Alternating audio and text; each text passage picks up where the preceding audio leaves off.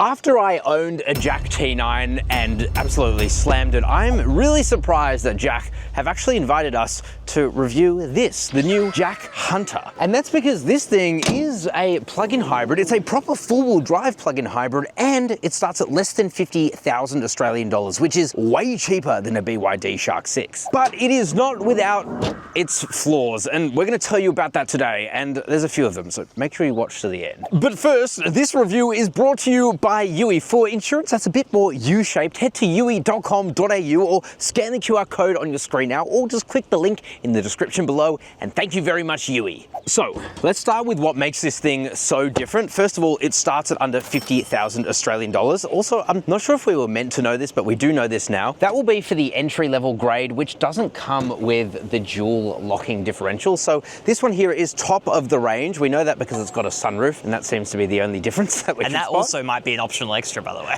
Oh, there you go. We don't know the final specs yet, clearly. Exactly right. So yeah, this is a pre-production. You'll see that throughout this video. That's quite clear. But still, starting at under $50,000 for a proper plug-in hybrid like this, that is still four-wheel drive capable, is very impressive. There is no doubt. Also, it is, I'm just going to say it is already way better than a regular JAC T9. Not without its flaws, but way better than a regular JAC T9. So under here is a 2-litre turbo petrol engine. On its own, it puts out 370 Newton meters of torque. Then you have a front electric motor. The way that they've placed the motors is actually really interesting. This front electric motor is inside the transmission, which is only connected to the front wheels, by the way. We'll talk about that in a sec. But that electric motor inside of that transmission, it's a 4-speed transmission, it alone puts out 300 Newton meters of torque. So this is a series parallel hybrid, so the engine can run the front wheels, but also the electric motor can also just run the front wheels. And then there is another electric motor. It's actually bolted on to the rear axle. It's a solid rear axle, which is a proper 4x4 thing, and that puts out 340 Newton meters of torque. It is a bigger electric motor. And so even though they call this thing a full-time four-wheel drive, it's not actually. When you're just driving it around, it is rear-wheel drive only. It'll kick in the front electric motor when you need it to, or put it into one of its many drive modes. But there is no physical connection between the front and rear axles, but it does still have twin mechanical locking differentials, one at the front, one at the rear, and a big ass battery, 31.8 kilowatt hours. It's an LFP battery, and this thing will do about 100 kilometers, they claim, on the NEDC cycle. So real world will be close. Probably like 70 or 80 K is real world. Something like that. Yeah. But still, when you compare that to a BYD Shark 6, it means that this thing has a proper four-wheel drive system, but it's not quite as hardcore as a GWM Cannon Alpha PHEV or the upcoming Cannon High 4T. A lot of information there, but essentially what you need to know is it sits kind of between a BYD Shark 6 with its kind of fake four-wheel drive system and a proper hardcore off-roader, which is less efficient, like you'd find in a GWM Cannon. Boring. If you skipped all that, it's got 360 kilowatts of power. Yeah, 1,000 Newton meters of torque. Holy moly. We'll launch it soon, don't worry, but yeah, this thing is pretty damn fast. So what about design? Well, from the outside, you can't really tell that it's the PHEV, apart from, of course, this. So this paint here is a literal one-to-one rip-off of a color from Ford called Cyber Orange. You'll find it on their Wildtrak X limited edition. It looks cool, man. Identical. I agree. It looks cool. Copy the good stuff. I think they have. I really like the daytime running lights. And here's the thing about the JAC T9, as I could say as a previous owner. I always liked the look of the JAC T9. I actually think it was a good looking ute and styled well. I don't think you were alone in that. No. I like these headlights too. They're pretty bright. You got the JAC badge spelt out there and a big ass front too. And yes, it is a proper off-roader because you know, oh yeah, steel bash plates, and that is to protect a lot of what is under there because yeah, there is a lot that they actually do need to protect considering it is a very complicated drivetrain system. To the side, we have these wheels. Now, these are aftermarket rubber on these ones. We won't be driving these on the road, but these are 18-inch alloy wheels. I think they look pretty cool. These are Pirelli Scorpions. They use these off-road here, and so... yeah, you'll see. Like, they do a really good job, but it's hard to tell what's doing the good job, the car or the tire. Exactly right. 360 camera. It's got a very good 360 camera. You got keyless entry and go, which is very good.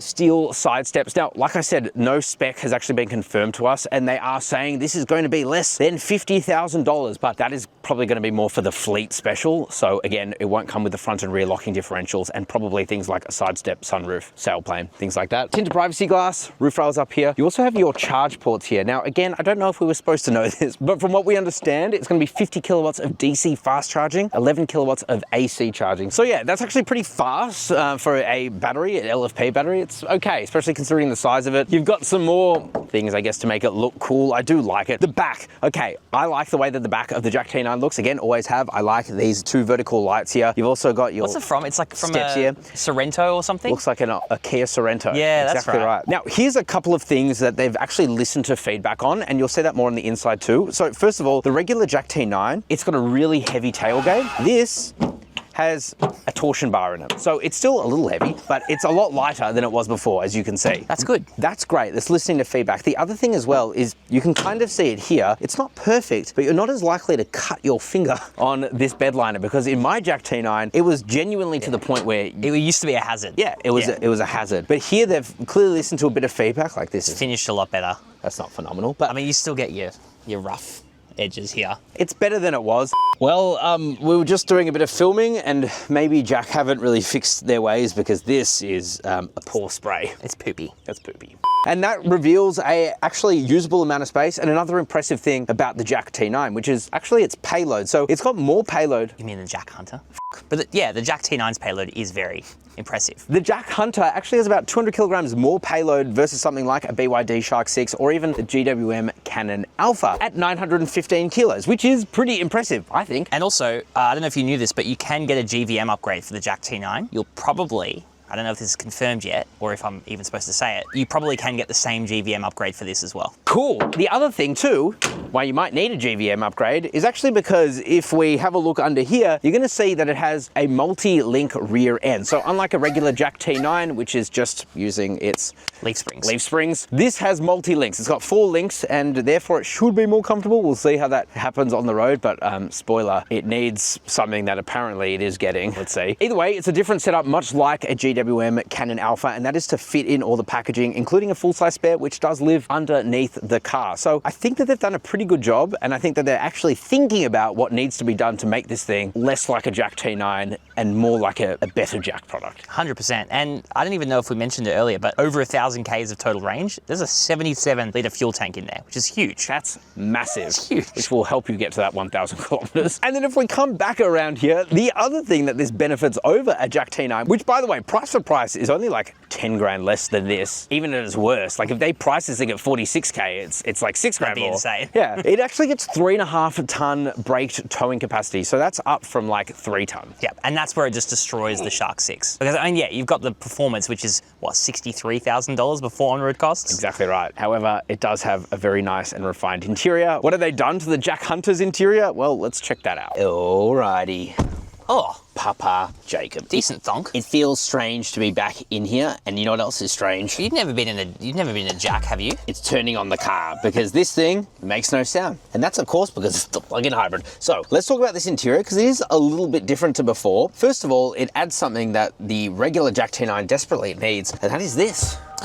That's called telescoping, Does idiot. that mean I can get into a good driving position in my JAC Ute? A decent driving position, because your legs are still quite high, like the floor is quite high, and I don't think this new battery under the floor is going to be helping very much, but you know, these seats are adjustable enough. They don't have enough under thigh support though, so yeah, I think on longer journeys this will still become tiring, but at least you can get into a better position thanks to the tilting, so well done, JAC. Well done, JAC. Actually good for listening to feedback. The other new thing is this. So gone is that shifter you had here before, and instead you get this rotary wheel, which is fine. The annoying thing is, much like a GWM, it just spins indefinitely. So I think when you're driving, that can possibly get annoying, like it does in a GWM. However, at least it's very tactile. So Yeah, but if you are, you know, charging the car, you can use it like a fidget spinner.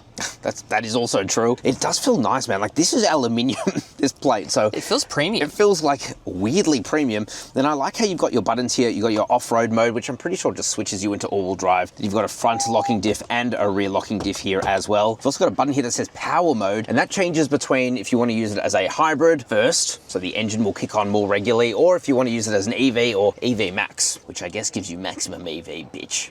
All right, and you'll take it. I couldn't perceive that any other way. The seats. So these are the same seats that I had in my, what trim did I have? The Oasis? You had the Oasis. Oh God, Yeah. this was it feels like a lifetime ago now that I owned a JAC T9. What a weird thing to say, but yes, the same seats, which means that they just don't have much bolstering to them, you know what I mean? Like this is a very flat They seat look overall. nice. They do. But then you sit in them. Yeah. Now, keep in mind, guys, that this is a pre-production, so they do have that excuse.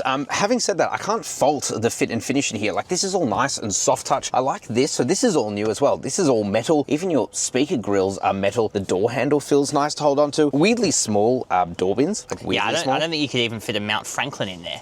No, you definitely couldn't. What else is new is up in front of you is a digital driver's display, and again, pre-production, but it is very slow and laggy. Wait, so you mean we don't get the dragons anymore? You don't get to change between the dragons, at least nothing I found in our time with this car today, but it's slow to respond. At least you get a lot of different menus, but yeah, it's...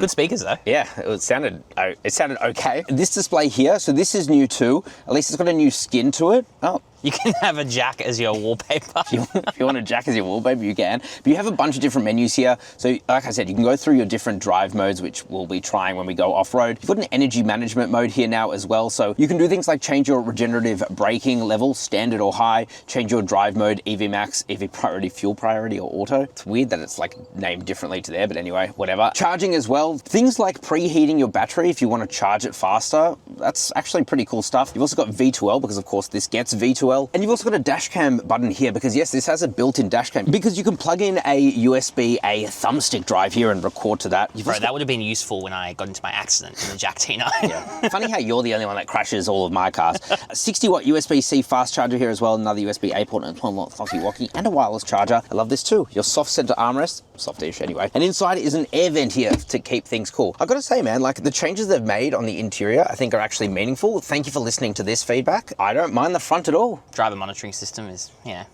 it's staring at you. Well, let's check out the back seats. Alrighty.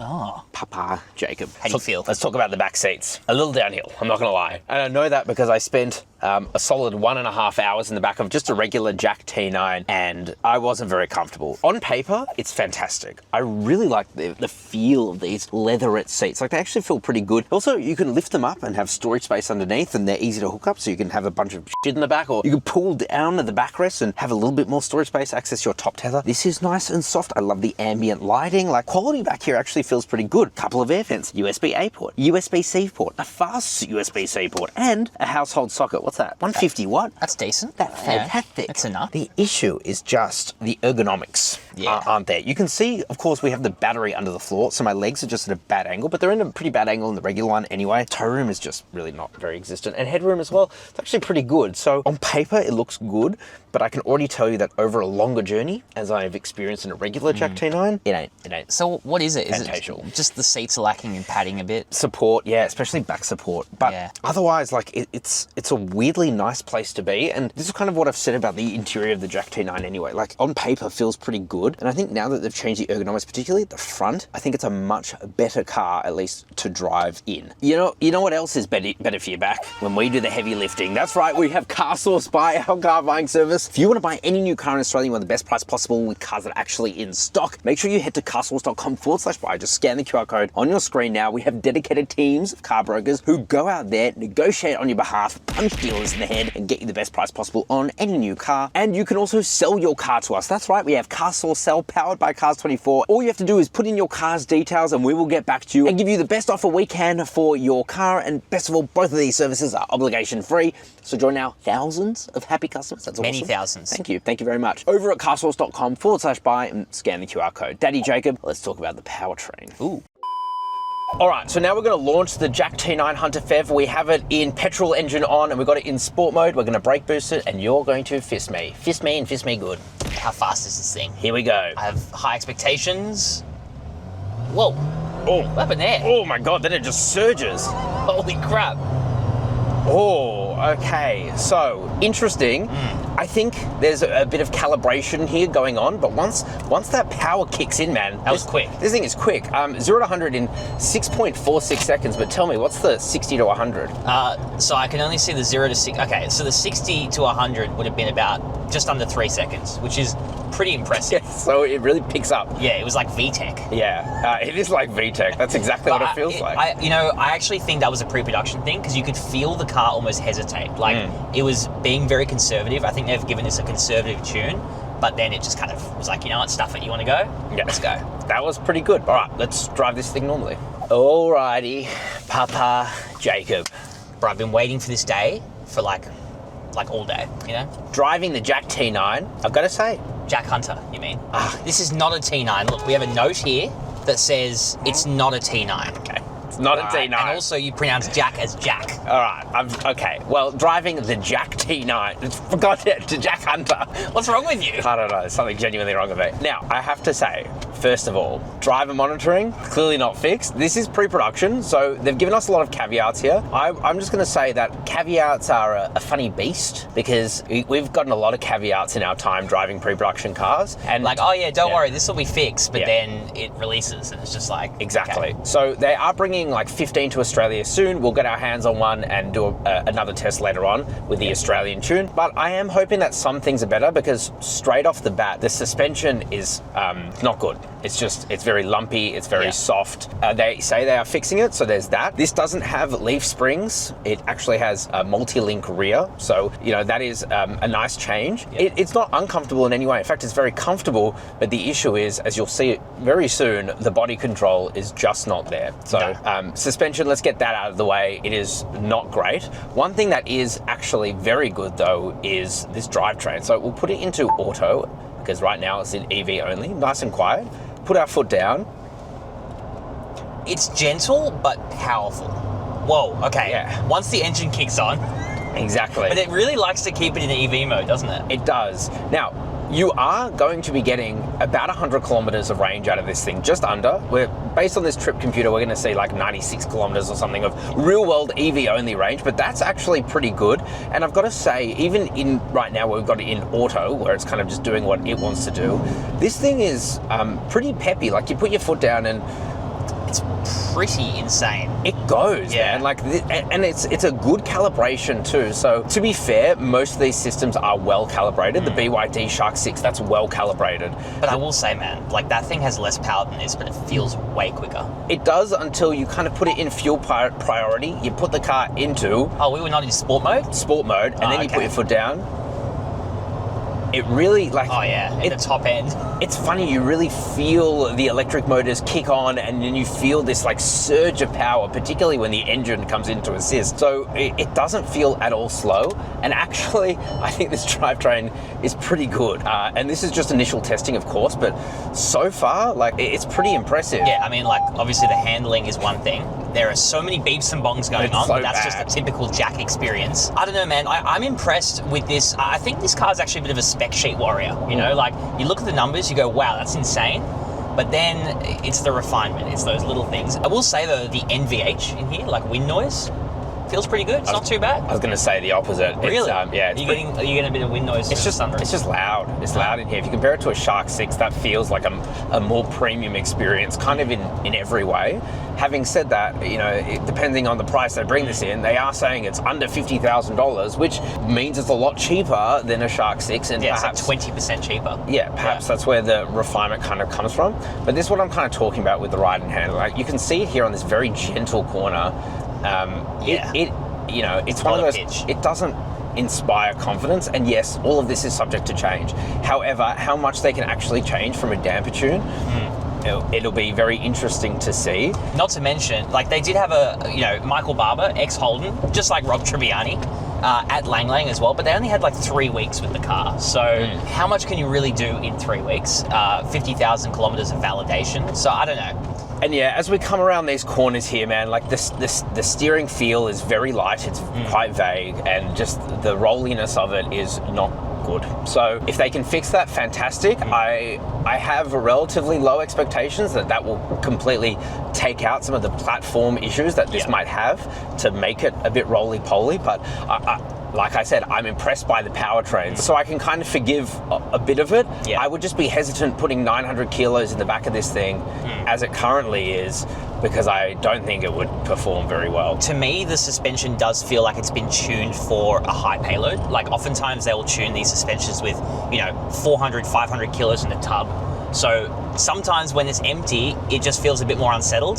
So I don't know, maybe if you have a lot of weight in the back, it will actually be more comfortable. No, it's too soft. I disagree. It's actually just too soft. So anyway, but we'll see. We'll have to put 900 kilos in the back and figure it out. But yeah, from where I'm sitting right now, I'm trying to be generous, bro. I know you are. I'm trying to be optimistic. You're trying to be nice. And I don't want to poo-poo this, especially because it is technically pre-production, but there's just something that's... It's just not a cohesive package. It's just really powerful, and that's cool. But we'll have to wait and see. But yeah. How is the lane centering? Not good. Yeah. What about the regen braking? Fine, actually. Yeah, this is in high regen mode, but it doesn't really feel like it's doing stopping. much. Yeah, it's slowing down a bit. Yeah. It's not like single pedal. Yeah. All right, let's off-road it. I guess. All right, so now it's time to off-road in the JAC T9. We have a bunch of off-road modes. Oh, God, JAC Hunter. I'm so sorry. We have normal, all-wheel drive, snow, mud, sand, rock, and off-road crawl. Almost too many choices. Let's do what should be the hardest for this, which is all-wheel drive. You can hear the engine kicks on, and I'll explain why it does in just a second, but we're not going to lock any of the differentials. We have a front and rear locker. We're not going to lock them. Let's see how We're going hard mode here. We're going hard mode. We're going to see how the traction control system kind of runs the show. You might hear some beeping as well, because I don't know how to turn off the... maybe there's a button over there. So immediately, the first thing you're going to notice is it's not at all scrambling for traction, which is impressive, but there is a caveat to that. Let's go over this second bump here and see how it does. So a Shark 6, for example, stock standard, would likely be spinning up the wheels there without the new mode that it's about to get in Australia. The caveat to that, though, is that this is running on aftermarket tyres. So they've put on some pretty grippy Pirelli Scorpions. Yeah. So that's some good rubber. Yeah, that's really good all-terrain tires, and you can see the tread on them. But having said that, I don't want to take away from the fact that, you know, the traction light has still, you know, flashed up a couple of times, and you haven't really noticed it scrambling for it. So it seems to actually be doing a pretty decent job, particularly off-road. Like, I'm actually quite surprised. And yeah, this is like quite a steep, loose surface, and there's no scrambling. Exactly right. And if we do off-road cruise control, we can change the greatest... Oh, we're going too quick. Okay, maybe it doesn't want to do that. Again, oh, here we go. Switch to off-road cruise mode. We're in. So, here we go. Is that cruise mode? It is. It's going really fast. Yeah, it kind of sped up there a little bit, didn't it? So again, pre-production, so... There's some glitches, like it was rolling back before we were putting from reverse to drive. If we change it just to medium... It keeps speeding up too much. Okay, so it comes to a stop and then it will go. So this is medium. It's weird, it just goes up to 10, then 4. It's obviously just not ready. Pre-production, yeah. All right? So yeah, it seems to be speeding up to 10 and then slowing back down. Although now it's kind of holding. No, it's slowing down. All right, let's take it off that. So yeah, maybe some things to do on the software side, which again, things might work out. But I do want to say that the mechanics of it are really interesting. So unlike High 4T that you'll find in GWM Cannon Alpha, for example, and coming to the Cannon, which is a fully physical drivetrain, you know, you've got a drive shaft straight from the, you know, the front axle to the rear axle, like it's all connected. This is kind of a hybrid between that and a BYD Shark 6. Because there's no physical connection between the front and rear, it's able to kind of simulate that low gearing with the rear electric motor. Yeah, it does have low... Quite fascinating. It's got low gearing, but only up at the front. The rear is just simulated. Exactly. We've got a steep, muddy decline coming up, all right? We're going to stop talking about technical stuff. So for insurance reasons, we have minders with us all day, as you would have seen. Pre-production. Yeah, so we're going over something a bit more steep, so we have to be a bit careful. Let's see what the approach angles and stuff like. Will we scrape? I don't know. We're going to put the car into rock mode.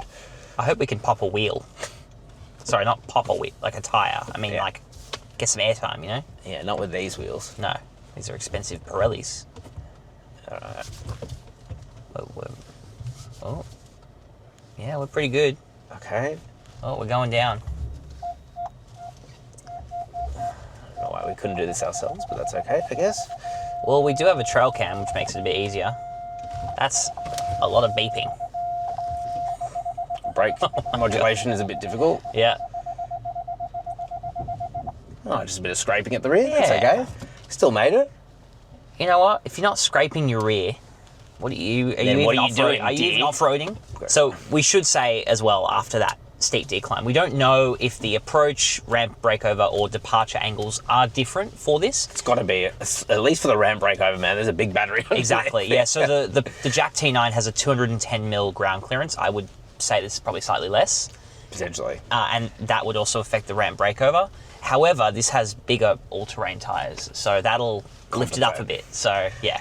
Yeah, it's hard to say. What I will say is that on paper, this is kind of an on-paper spec warrior, this car. It does sound pretty good. And again, considering that we are on special tyres for this, I will say that the traction systems, it hasn't been intrusive. It hasn't been wheel slipping. it's actually been quite impressive. So I think that it might not be quite as hardcore as the Cannon High 4T system, but it's certainly more hardcore than what you would find in a BYD Shark 6. So that is impressive, particularly at Seems this that price way. point. Yeah. But we'll have to, again, reserve judgment until everything is 100%. finalized, you know? Yeah, like, and also we haven't really taken this thing, I'll be honest, properly off-roading. This is essentially this is a fire trail. So all right, let's go up a really steep hill and see how it performs here. Again, we have nice tires, but this looks pretty intense. you know what I call this test? What do you call it? The RIP Shark 6 test, because I don't know if it would make it up. Yeah, that's true. I don't think a Shark 6 would be able to do this. So we're going to take this slowly so we don't destroy a front end.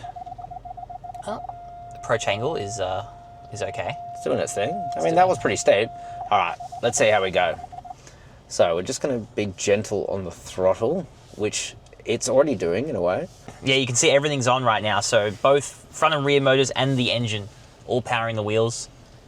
Like, this is money, man. This is good, man. Yeah, that's impressive. Like, that's something that a lot of cars would struggle with. Not even a little bit of slippage. I mean, it did it with literally zero hesitation. This is just all-wheel drive mode. We weren't in any sort of mud mode or anything like that. Like, again, I actually think the fundamentals, the mechanics of this is actually quite impressive.